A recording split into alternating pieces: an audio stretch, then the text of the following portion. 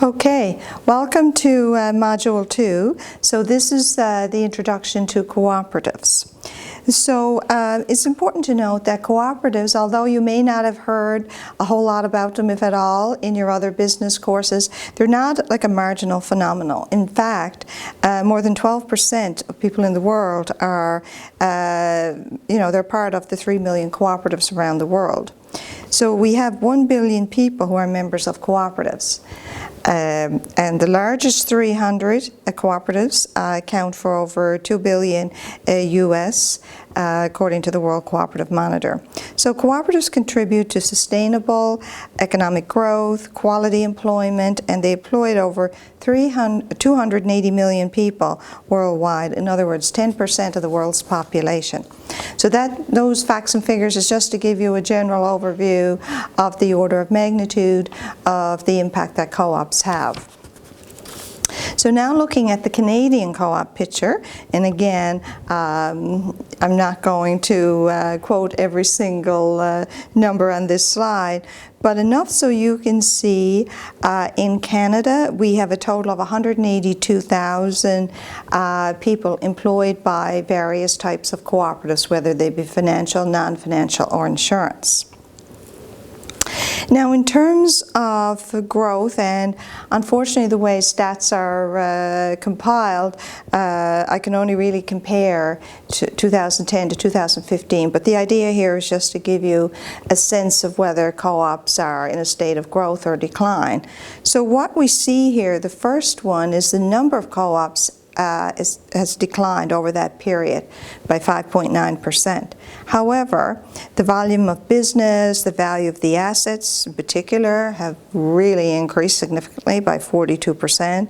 The number of memberships is up by 13, number of employees. So what's happening with that 5.9%, there's been a lot of mergers of co-ops, particularly credit unions. So credit union is a type of co-op, but it's a financial co-op, so they get their own names, but they're still a co-op. So there's been a lot of mergers because there's been increased government regulation for all financial institutions, but if you're a really tiny little credit union, you just don't have enough admin support to meet all the reporting and criteria that the government has, and not being critical of the government's criteria. We need it. Canada has one of the best banking systems in the world, so we have fabulous standards, but the reality is, to meet those standards, a number of these small credit unions have had to merge in order to have enough critical mass of people and admin funds to meet the criteria.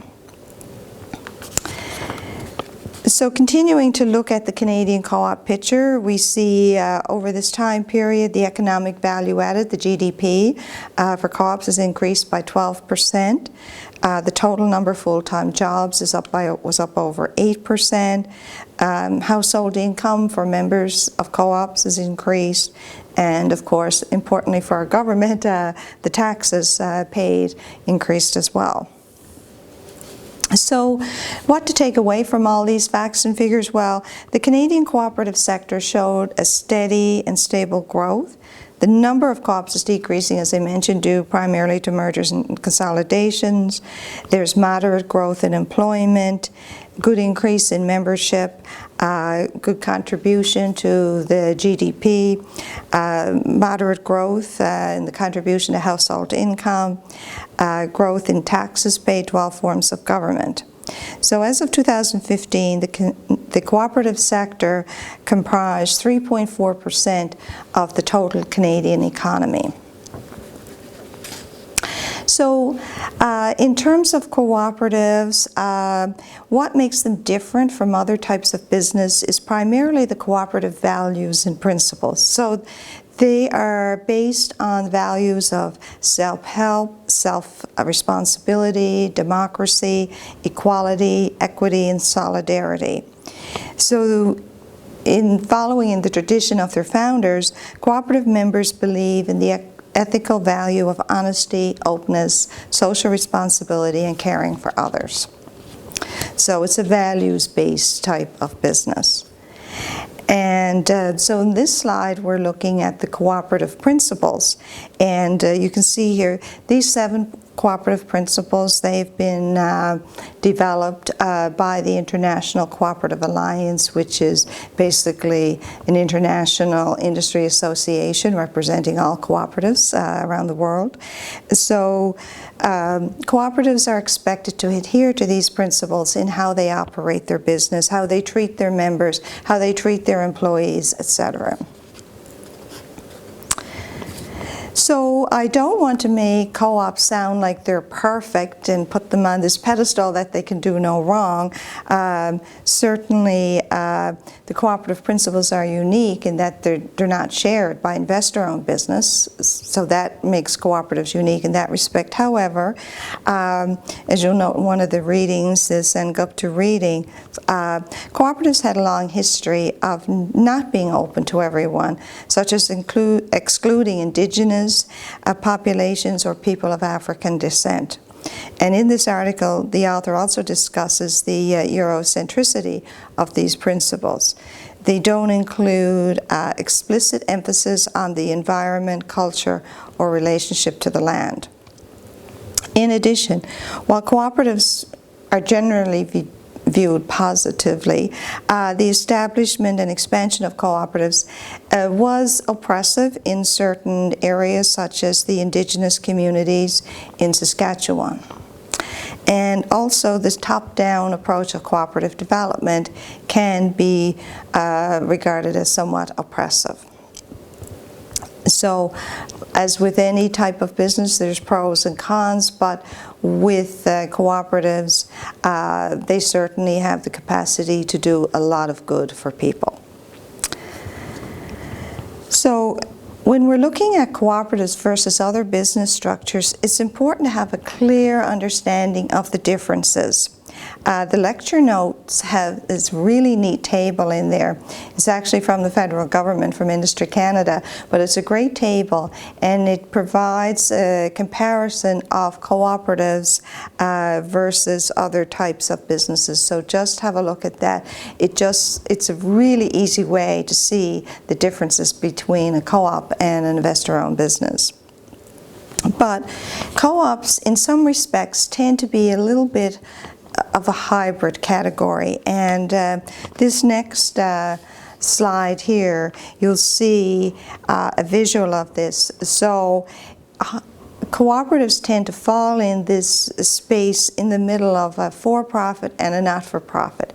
You know, they have to earn a profit, enough money for the business to continue to operate, but that's not their sole motivation. Investor-owned business, the goal is profit maximization. Cooperatives have to make a profit, but they have to make just enough to meet their needs, to pay their employees, to keep the business running. So it's not totally focused on profit maximization. And that's why they tend to look like they're in a bit of a hybrid category. So when you're looking at what a cooperative is, it's really a voluntary association of people coming together because they have some sort of unmet need. There's something that they need that's not currently available in their area. So members of a cooperative can be individuals or they can be other organizations. So members are co-owners of the cooperative. So they have to purchase a share in order to, become a member. And the price of a co-op share is it's pretty modest in most situations. So once you're a member of the co-op, you can then access the essential resources that will allow you to meet your needs.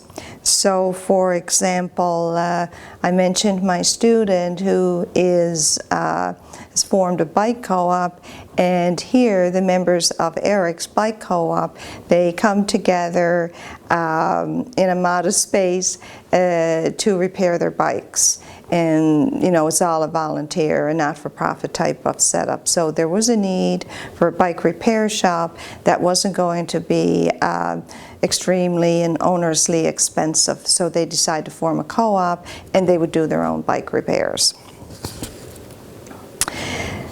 The next thing we want to look at is the board members. So the board members of a co-op are pulled from the membership. So in order to be on the board, you need to be a member of the co-op. This is good and it's bad, I guess, in some respects. So all members have an equal vote, and it doesn't matter, for example, if you're a member of a credit union and you have like $1 million in the bank and somebody else has like $100, you still only, each person still only gets one vote. So that makes the co-op structure very unique. But with respect to the board members, because you have to select them from your membership base, if you have, say, just use an example of a credit union again, if you had a credit union where none of your members happen to be a lawyer, then you don't have that legal expertise on the board, or none of them happen to be an accountant. You know, so it's important to have certain, you know, types of expertise on the board, you know, particularly financial. I guess I'm being biased because I'm an accountant, but you really do need financial expertise on every board, really. So sometimes that does become problematic if none of the pool of members that you're drawing your board members from have that expertise. So that's a bit of a quirky thing with co-ops.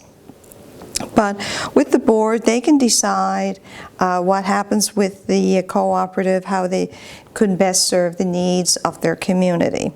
So typically, of course, co-ops are much larger than the little bike co-op that I mentioned to you that my graduate student runs. You know, so if you're running a co-op supermarket or a credit union, you're going to have management and staff to run the organization. And it's also important to note that management and staff of a co-op, they don't have to be members, but typically most of them are. So another aspect and responsibility of what board members on co-ops do, they make decisions regarding what to do with the revenue. So when you have funds left at the end of the year, how much are you going to retain and reinvest in the business, and how much do you think would be wise to issue in terms of dividends to the members? So that's a decision that, you know, co-op members have to make. How much to reinvest and how much to issue in dividends. But the, I guess, important thing to note is when the co-op does issue dividends, it stays in the community, because people who are members of a co-op supermarket, for example, they live there, so if they get a dividend, and these aren't massive, they're very modest typically, but they do spend that money then in the community, and that's what makes co-ops unique from business, from investor-owned businesses. It's the money stays local, which is absolutely fantastic. Okay, so that concludes the information for Module 2.